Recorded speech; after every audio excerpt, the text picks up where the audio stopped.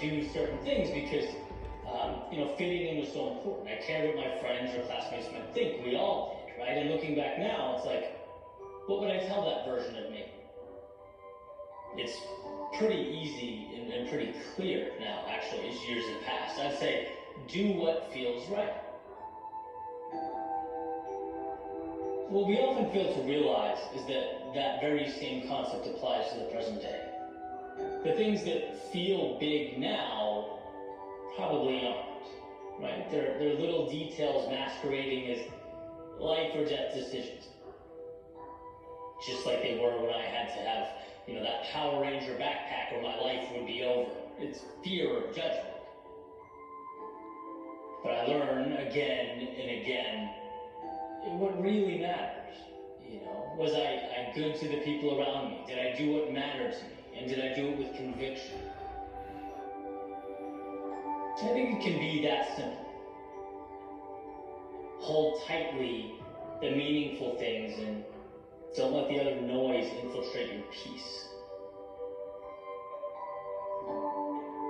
In early 2020, I decided I'd go to North Carolina for a little bit. And I wasn't exactly sure how long, but I knew that I needed to go. Right? It felt right. I had a friend up there, some work I wanted to do up there.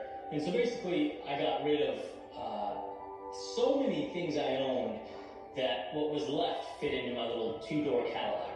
That's not a lot of things. And, spent some time up there, enjoyed it, got a lot done. When it was time to go back to Florida, I'm planning my trip and I realized, oh my God, I have a U-Haul full of things. Having a little place to stay, right? Eating basic things, some cheap furniture, some technology. And not because it was intentional, but because it was unintentional, right? Because when you don't pay attention, our natural inclination is to pick unnecessary things up.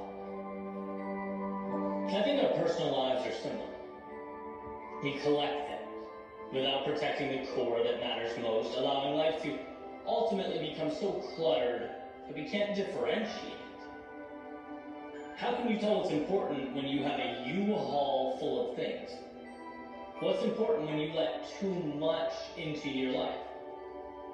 You end up with shelf space for the opinions of those who wouldn't even come by and visit if you were in the hospital. The words of people who don't have your best interests at heart. The fears of what could go wrong. The ego not allowing vulnerability. These things have no teeth when life is simple. Protecting your world is one of the most powerful things you can do. Being the gatekeeper